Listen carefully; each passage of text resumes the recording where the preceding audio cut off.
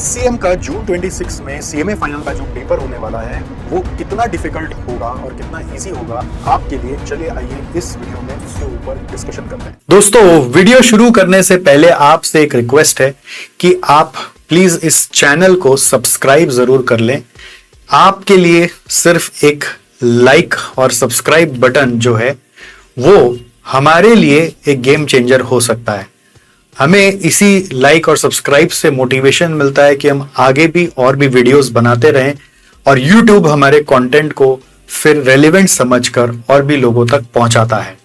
तो अगर आप इसे सब्सक्राइब करेंगे तो आपके कारण और भी किसी का भला हो सकता है और हम हमारे मोटिवेशन को लेकर यहां पर लगातार वीडियो आपके लिए बनाते रहेंगे।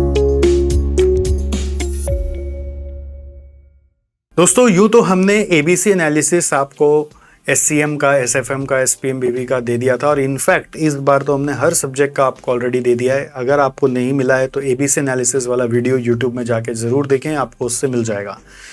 सेकेंडली, अब अपने बात करें सिर्फ एससीएम पर, तो एससीएम पे मैं आपको लिख के दे देता हूँ कि अगर आप मेरी स्ट्रेटजीज को ठीक से फॉलो करोगे तो आपका मिनिमम में एग्जेम्पशन आएगा। पास होने का डर तो एकदम हट ही जाना है। अगर आपने ठीक से पढ़ाई की है, कॉन्सेप्ट समझा हुआ है, तो अब आपको डरने का कोई ज़रूरत ही नहीं है। तो सबसे पहले ध्यान रखें, आपके पेपर में सबसे बड़ा एक वरदान है एमसीक्यू। बट अगर आपने एमसीक्यू का पहले से तैयारी नहीं किया है तो आप ये एमसीक्यू में हो सकता है 30 में 2-4 नंबर ही उठा पाएंगे।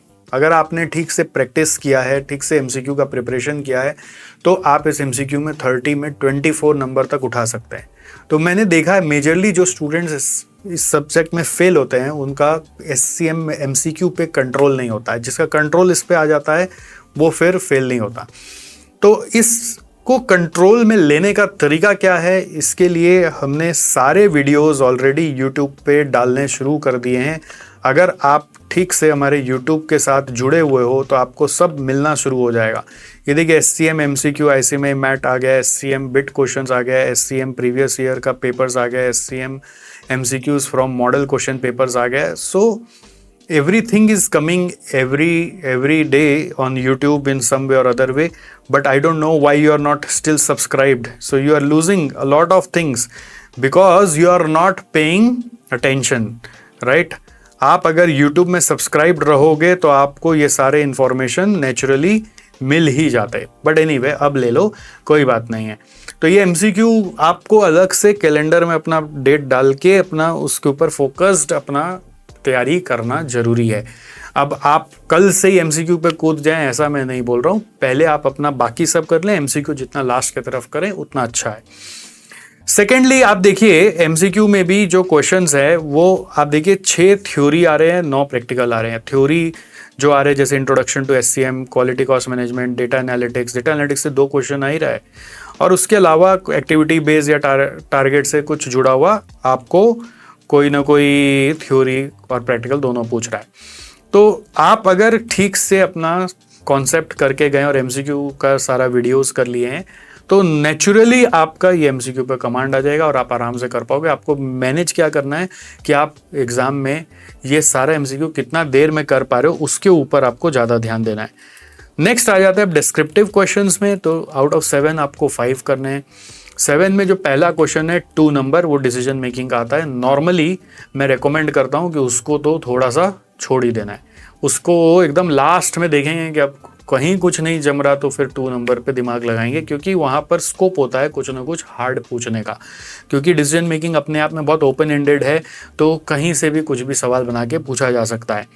अगर बहुत ही श्योर हो, बहुत ही जाना पहचाना सा लगे तभी हाथ देंगे, नहीं तो 2 नंबर को अपने स्ट्रेटजी से एक बार बाहर रखते हैं। हमारा मेन काम जो होना चाहिए वो पहले क्यूटी पे होना चाहिए। That is the strategy to make the paper very easy for your self.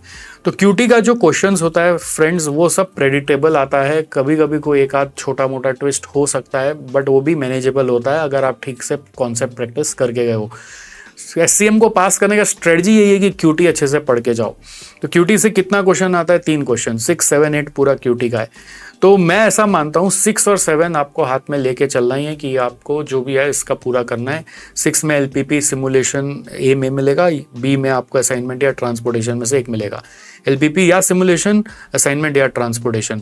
7 में पर CPM मिलने का संभावना ज़्यादा है और 7A-B में लर्निंग कर्व या पर CPM का क्वेश्चन मिलने का संभावना है। तो पर CPM से नॉर्मली कई बार 14 मार्क्स का क्वेश्चन भी आया हुआ है, बट मुझे ऐसा लगता है कि लर्निंग कर्व एक और पर CPM एक क्वेश्चन, अगर आपका ऐसा प्रिपरेशन रहे तो आपका बैलेंस होगा और ये 2 क्वेश्चन आपके हाथ में आ गया। तीसरा जो है मैक्सिमा मिनिमा से बहुत लोग डरते हैं, इसलिए हमने हाल में यूट्यूब में अपना मैक्सिमा मिनिमा नाम का चैप्टर ही पूरा अच्छे से अपलोड कर दिया। आप यहाँ पे डरेंगे तो फिर SPM में भी आपको मैक्सिमा मिनिमा का सामना करना पड़ेगा, इसलिए मैं पूरा वो चैप्टर ही अपने YouTube पे डाल दिया। अगर आप देखोगे तो यहाँ पर मिल जाएगा। अभी राइट नाउ इतने सारे वीडियो में वो मैं आपको नहीं दिखा पा रहा हूँ, but I have uploaded it all here. तो अगर आपको सर्च करना है तो क्या करना है, आपको सर्च करना है CMA final maxima minima SGC, ऐसे आप सर्च करोगे तो आपको दिख जाएगा। So you see it has come. तो ये आपको पूरा चैप्टर ही दे दिया, आप इसको अभी भी समय देकर देख सकते हो। गेम थ्योरी का आप जो भी बेसिक्स आपको सिखाया गया उसी से आपको करके जाना है, मतलब जो जितना भी सम्स आपको कराया गया है इंस्टीट्यूट में मैट में जितना भी सम्स है उतना कर लीजिए, उससे हो जाएगा। फोरकास्टिंग मॉडल में जो भी टेक्निक्स है, जैसे आपका टाइम सीरीज एनालिसिस है, उसमें जितना भी ये इक्वेशन बनाने वाला स्ट्रेट लाइन ट्रेंड है, फिर मूविंग एवरेज मेथड है, फिर आपका सीजनल वेरिएशन वाला जो सम्स है उसका जो बेसिक्स है वही आप करके जाइए। कभी कभी इसमें क्या होता है, कोई बड़ा वाला मेथड आ जाता है जो कि करना पॉसिबल है। जैसे लास्ट एग्जाम में एक बड़ा वाला मेथड आ गया जिसको 1 घंटे में भी कोई सॉल्व नहीं कर सकता है, तो हम लोग बैठ के करे तो हम लोग को 1.5 घंटा लग गया था। तो ऐसा क्वेश्चन आ जाए जो रिकमेंडेड नहीं है, जिसका सॉल्यूशन बहुत लंबा है, तो उसको हाथ ही नहीं देना है। तो ये 2 थोड़ा सा मतलब डाइसी होता है बहुत बच्चों के लिए। अगर इसमें इजी कुछ आ गया तो करना है, नहीं तो नहीं करना है। तो इसके लिए बहुत ज़रूरी है कि आप इसका बेसिक्स अच्छे से करके जाएं और इजी मेथड्स वाले जो हैं वो तो पक्का करके जाएं, नहीं तो झूठ मूठ का लॉस हो जाएगा। मतलब ये आपको ना ऐसे सोचना पड़ेगा, इजी वाला है तो करेंगे, नहीं तो नहीं करेंगे। ठीक है, तो ये 3rd क्वेश्चन को मैंने इसलिए कलर नहीं किया, बट ये 2 क्वेश्चन को कलर किया। अब आपको बाकी 3 क्वेश्चन करने हैं। वेरिएंस एनालिसिस, अगर आपने स्टैंडर्ड कॉस्टिंग प्रैक्टिस किया है फ्रेंड्स, तो उससे कोई हार्ड क्वेश्चन कभी नहीं आया आज तक, और हर बार जो क्वेश्चन है वो एग्जाम में इजीली आप कर सकते हो। तो 3rd क्वेश्चन आपके लिए वेरिएंस एनालिसिस होना चाहिए। 4th क्वेश्चन आपका 4 नंबर होना चाहिए, which is your activity based costing से जुड़ा हुआ, यानी कि इसमें कभी एक्टिविटी बेस्ड कॉस्टिंग ही आता है, कभी टारगेट आता है, कभी लाइफ साइकिल आ जाता है, कभी यहाँ पर आपको मैं क्या बोल रहा हूँ, एक्टिविटी बेस्ड कॉस्टिंग आता है, कभी यहाँ पर आपका JIT का कोई क्वेश्चन आ सकता है, कभी यहाँ पर थ्रूपुट का कोई क्वेश्चन आ सकता है। ये 3 में से एक आता है। तो आप को जो भी मिलेगा, मुझे पूरा अनुमान है कि आप आराम से उसको कर पाओगे। और इसका अगर आपने ठीक से एक बार भी बस खाली कॉन्सेप्ट ही देख लिया है, वो कॉन्सेप्ट का हर एक का हेडिंग आपको मालूम है, तो आप आराम से इसका सम्स कर सकते हो। और इंट्रोडक्शन टू SCM यहाँ पे या क्वालिटी कॉस्ट मैनेजमेंट से एक थ्योरी पूछ लेता है, तो ये थ्योरी अगर आप प्रिपेयर कर लेते हो तो आप क्वेश्चन नंबर 4 आराम से कर सकते हो। तो इसको करने के लिए बहुत ज़्यादा इम्पॉर्टेंट चीज़ क्या है, थ्योरी को पढ़ना।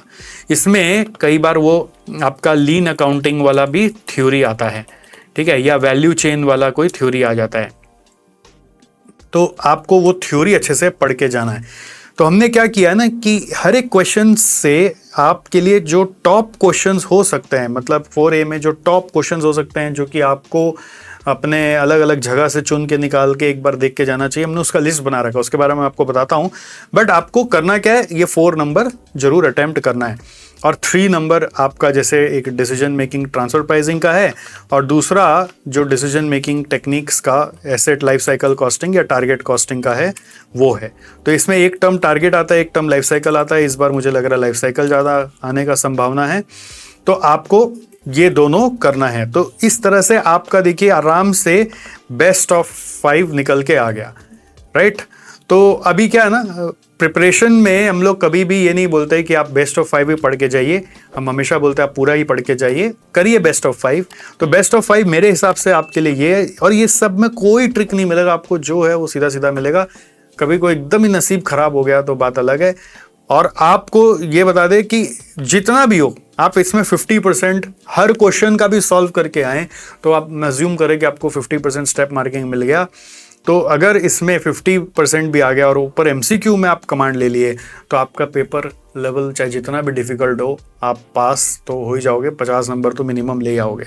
और थोड़ा सा भी अगर आप बेसिक सब मैक्सिमा मिनिमा फोरकास्टिंग का करके गए और वो इजी वाला ही भिड़ गया तो आपको तुरंत जंप कर जाना है इस पे, और कौन सा थ्योरी वाला क्वेश्चन है जिसमें आपको थोड़ा कम पसंद हुआ है या कोई और वेरिएंस एनालिसिस आपको कम पसंद है तो आप उसके जगह ये वाला 8 नंबर कर सकते हो। बट 8 नंबर में थोड़ा ट्रिक घुस जाता है कभी कभी, तो राइट।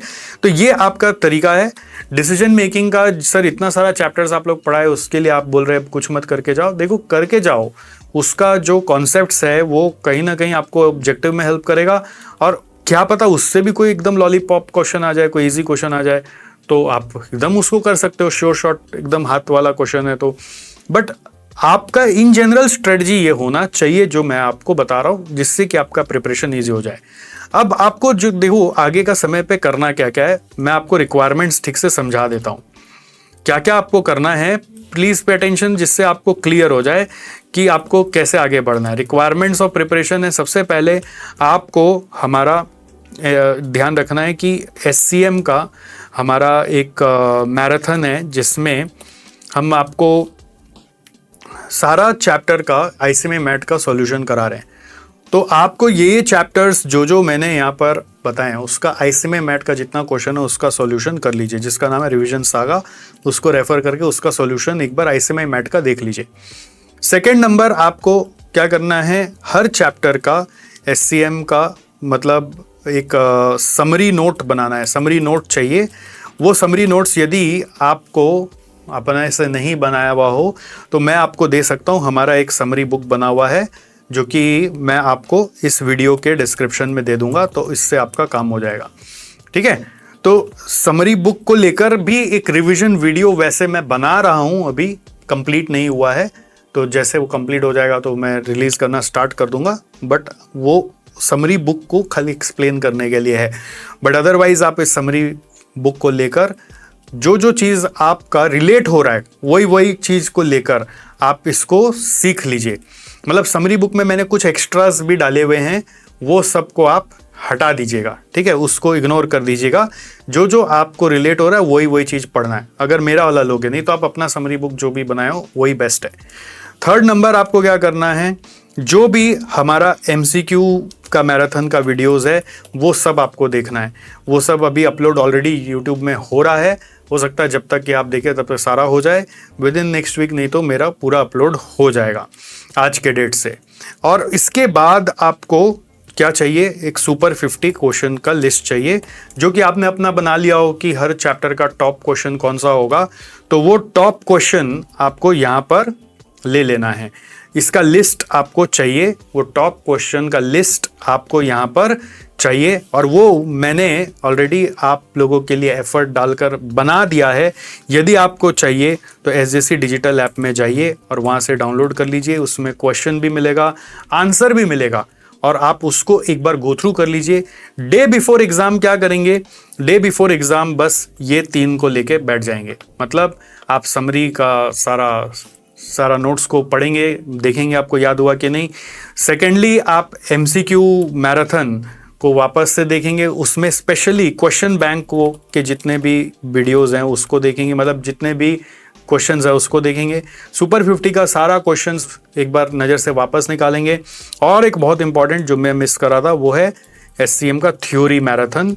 ये वीडियो देख लेने से आपको जितना भी थ्योरी है इस सब्जेक्ट में उसका एक आइडिया हो जाएगा, और आपको ये जो थ्योरी क्वेश्चन है जो मैं 4B में बोला उसमें से जो आ सकता है वो आपको ईजिली समझ में एक बार आ गया ना, तो आपको याद करना ईजी होगा। तो उसका आपको अपने से की पॉइंट्स बना लेना है, की पॉइंट्स बना लेना है बाई सेल्फ, जिससे कि आप ये थ्योरी मैराथन को और अच्छे से ग्रैब कर पाएँ day before exam. Day before exam वापस से पूरा मैराथन ना देखना पड़े, आप सिर्फ की पॉइंट्स देखें, आपका काम हो जाए तो आपका काम बन जाएगा। तो दोस्तों आपको करना क्या है, ये 4 चीज़ अल्टीमेटली डे बिफोर एग्जाम के लिए तैयार करना है। करना क्या है, MCQ पे अच्छे से काम करना है। तो अभी लास्ट मोमेंट पर लास्ट मंथ में MCQ का वीडियोस देख लो, उसका MCQ बैंक का वीडियो डे बिफोर एग्जाम भी देख सकते हो, या दोबारा डे बिफोर एग्जाम देख सकते हो।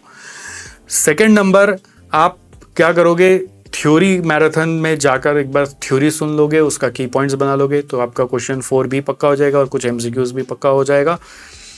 फिर आपको जो भी मैंने स्ट्रेटजी बताया, उन स्ट्रेटजी के लिए ICMA मैट का जितना भी क्वेश्चंस है वो अगर समझना हो तो रिवीजन सागा से आप पूरा समझ सकते हैं, और या फिर उसका समरी से भी उसका सारा नोट्स इकट्ठा कर सकते हैं कि ये पर्टिकुलर सिनेरियो में ये करना होता है।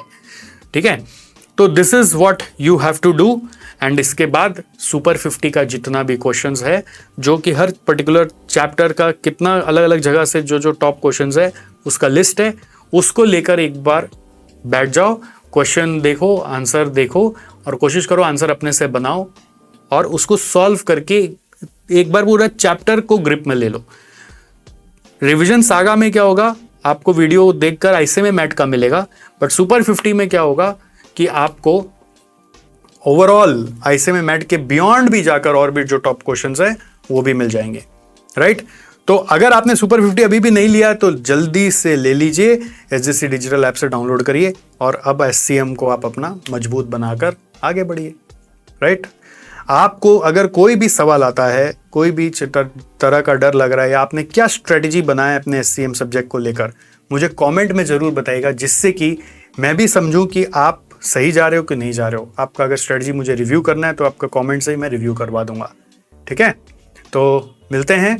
I hope all the best for your upcoming exam. Thank you so much, आपने इस वीडियो को एंड तक देखा। आई होप आपको ये वीडियो में जो भी बातें बताई गई वो वैल्यूएबल लगी होंगी। अब मेरी आपसे 3 छोटी सी रिक्वेस्ट है। पहली रिक्वेस्ट कि प्लीज प्लीज प्लीज इस चैनल को सब्सक्राइब कर लीजिए और वीडियो को लाइक कर दीजिए। ऐसा आप जब करते हैं तो YouTube को ये लगता है कि हमने कुछ वैल्यूएबल काम किया। आपके लिए कुछ नहीं जाता, बट हमारे लिए YouTube के तरफ से ये एक एसेट बन जाता है। सेकेंडली, आपने इस वीडियो में जब सारी बातें सुनी तो आपको क्या सबसे मोस्ट इंटरेस्टिंग और वैल्यूएबल लगा, वो आप हमें कमेंट में जरूर बताएं। इसके अलावा आप हमें अपना फीडबैक भी दे सकते हैं, जिसे पढ़कर हम सीखें और अगली बार वीडियो को और बेहतर बनाने का कोशिश करें। और तीसरा, हो सके तो प्लीज इस वीडियो को किसी एक जन के साथ जरूर शेयर करें, जिससे कि हम और भी लोगों को प्रभावित कर सकें। तो फिर आज यहीं रुकते हैं और मिलते हैं अगले वीडियो में।